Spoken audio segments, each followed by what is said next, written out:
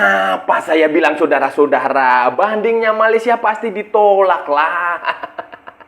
Mau banding sampai ke cas, sampai ke langit, sampai kemana, pasti itu sia-sialah kalian ini. Karena ini sudah, buktinya itu sudah jelas. Anda itu salah. Ini ibarat orang mencuri, itu CCTV-nya itu ada di depan muka. Jadi ya sekarang ya sudah, selesai, kita tunggu aja, kita kawal keputusan ini, kita tunggu AFC. Harusnya AFC juga menghukum Malaysia. Halo saudara-saudara, jumpa lagi dengan komentator gadungan di sini. Dengan komentator yang gadungan.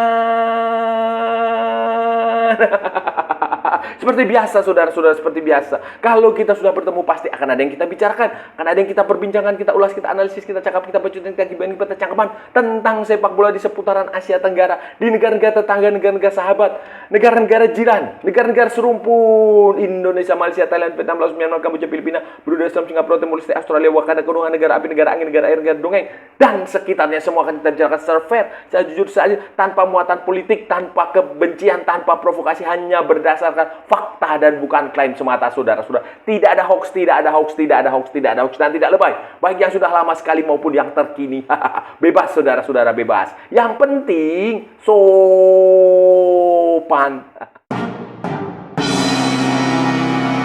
Jadi begini saudara-saudara, jadi begini, Asosiasi Sepak Bola Malaysia, Football Association of Malaysia, Persatuan Bola Sepak Malaysia ini menjalankan misi bunuh diri lah, kira-kira seperti itu. Misi tidak tahu malu.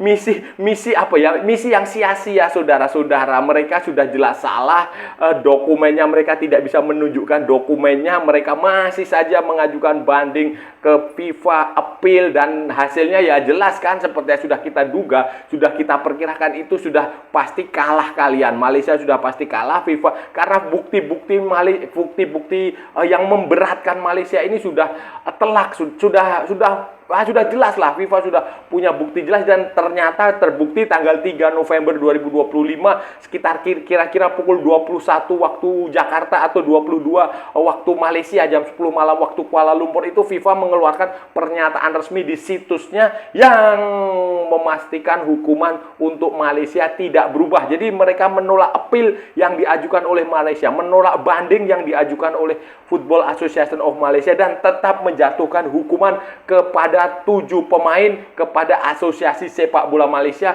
Mereka dituduh melanggar artikel 22 dari Kode Disiplin FIFA.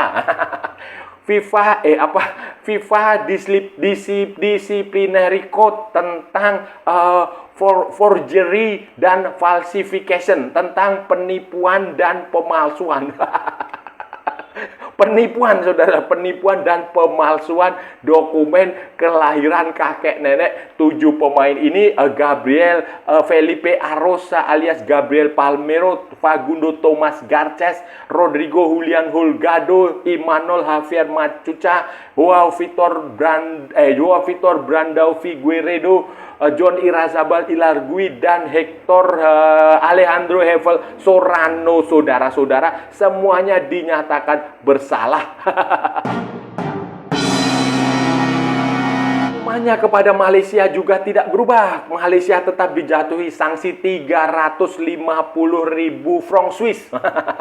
Kira-kira mungkin sekitar 3,7, 3,8, ya hampir 4 miliar rupiah saudara-saudara. Ya nggak tahu kalau dolarnya ya berapalah, berapa dolar lah gitu, atau ringgitnya berapa, saya kurang paham. Kemudian 7 pemain itu juga didenda 2.000 franc Swiss, sekitar 40-an juta lebih lah, kira-kira 40-an juta rupiah.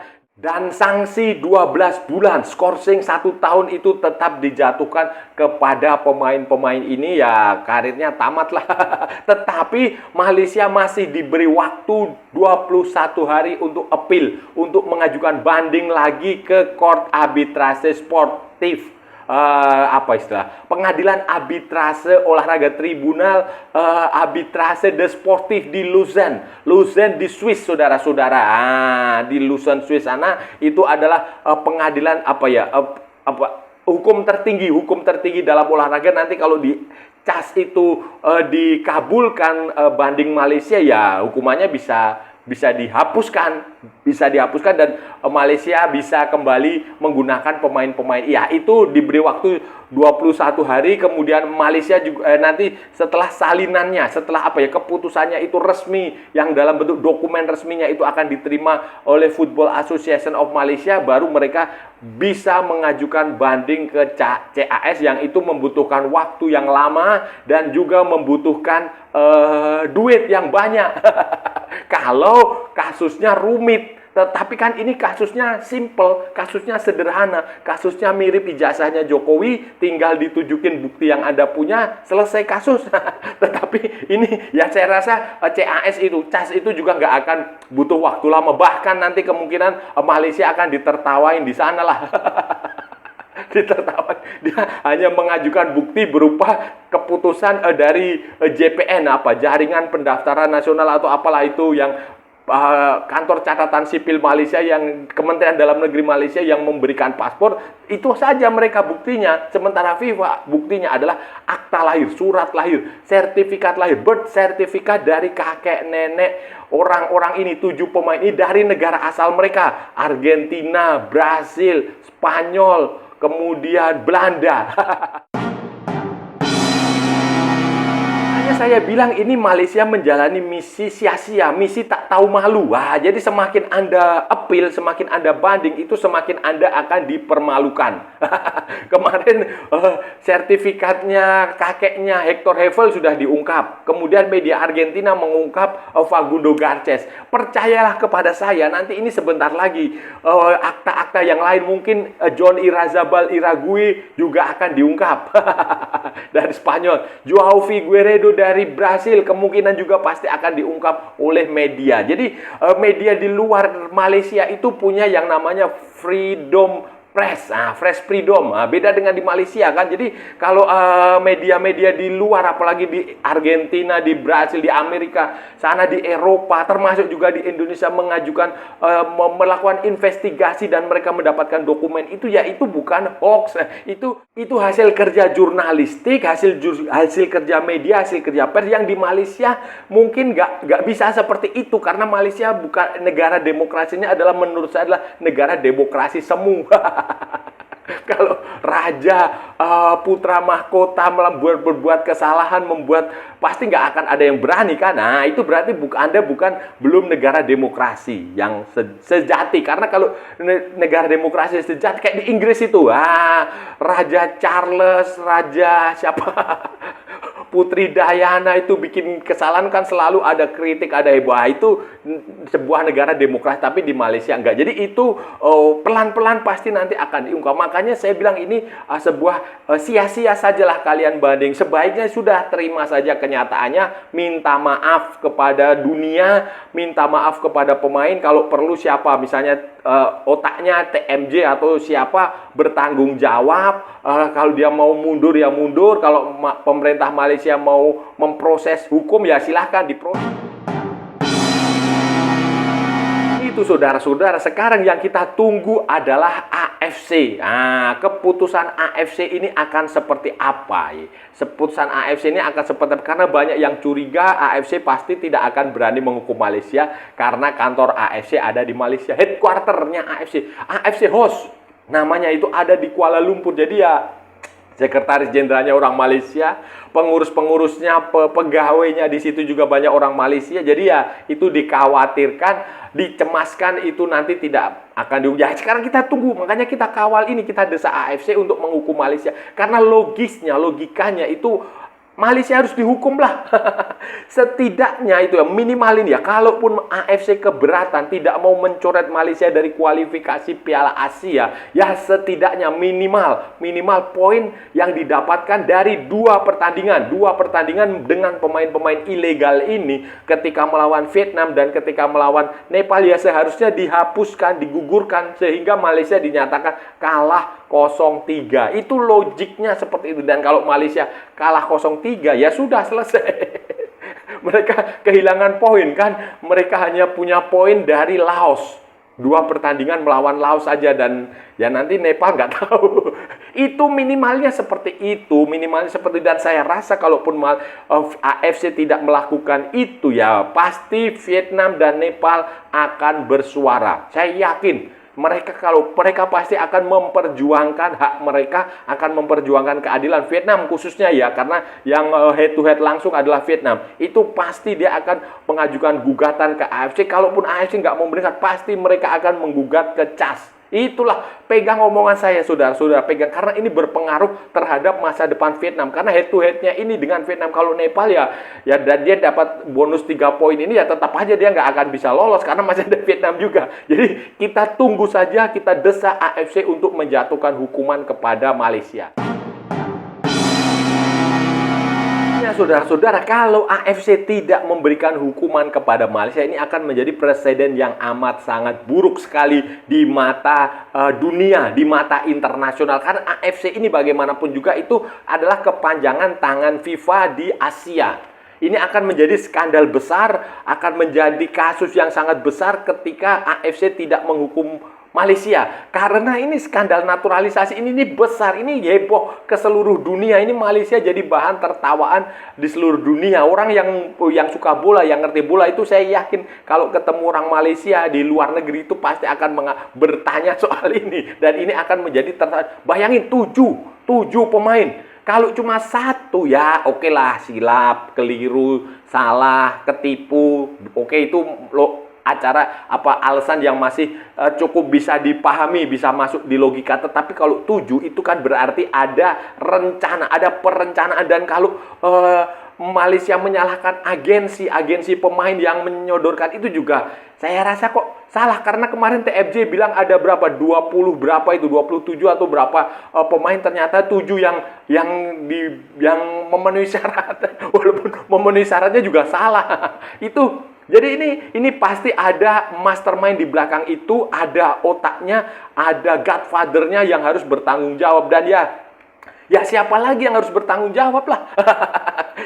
yang membawa pemain ini siapa? Nah, itu yang harus diselidiki, itu yang harus dimintai pertanggungjawaban. Nggak usah lagi, karena kalau banding gugat ke CAS pun ya hasilnya akan sama lah, saudara-saudara. Pegang omongan saya. Negara lain termasuk Indonesia, kasus ini harus dijadikan pelajaran yang benar-benar berharga, harus dijadikan masukan, harus tidak boleh terulang, tidak boleh diikuti. Karena ini kasus yang cukup aneh lah, saudara-saudara. Gini loh, ini logika aja ya. Malaysia itu selama bertahun-tahun itu berada dalam Inggris, jajahan Inggris, koloni Inggris, bahkan sekarang masih menjadi anggota Commonwealth Inggris, persemakmuran negara-negara Inggris itu, saudara-saudara. Sementara warga Malaysia itu terdiri dari orang Melayu, ya mungkin berapa persen, mayoritas Melayu. Kemudian ada dari Cina, ada dari India, Tamil, Bangladesh. Tetapi kok ada pemain naturalisasi, pemain keturunannya, pemain warisannya itu dari Amerika Latin. Ini kan dari situ aja itu sudah nggak masuk di logika. Kemarin misalnya kalau Malaysia mengajukan pemain-pemain dari Inggris atau dari Australia atau dari Scotland kayak si Fergus Terne, mungkin nggak curiga, orang tidak akan curiga karena ya memang iya masuk akal. Kayak Indonesia mendatangkan pemain-pemain dari Belanda itu orang iya karena dulu jajahan Belanda, walaupun ada beberapa pemain juga yang tidak berasal dari Belanda, misalnya Jordi Amat dari Spanyol, kemudian siapa itu yang dari Amerika, Adrian Wibowo, Elkan Bagot dari kayak gitu, itu 1-2 itu logis. Tetapi ya normalnya memang Malaysia waktu itu seharusnya dari Inggris. Tapi saya juga heran kok nggak ada ya pemain keturunan Malaysia yang main bola di Inggris sana atau di Australia atau di Scotland atau di Irlandia. Tapi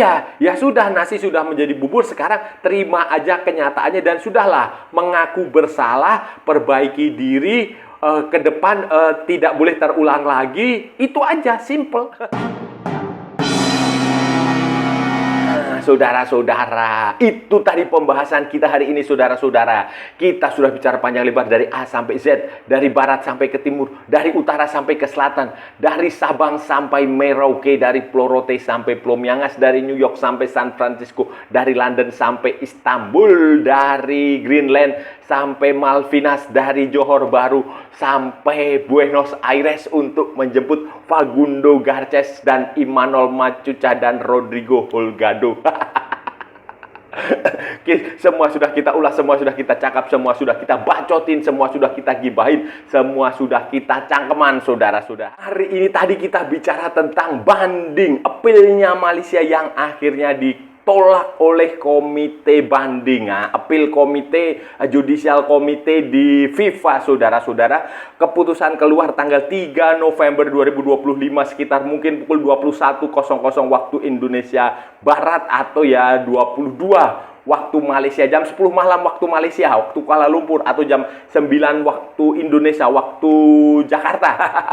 Keputusannya jelas, saudara-saudara. Keputusannya jelas bahwa tidak ada perubahan dari keputusan yang pertama, saudara-saudara. Malaysia tetap dinyatakan bersalah melanggar artikel 22 FIFA Disciplinary Code, kode disiplin FIFA terkait pemalsuan.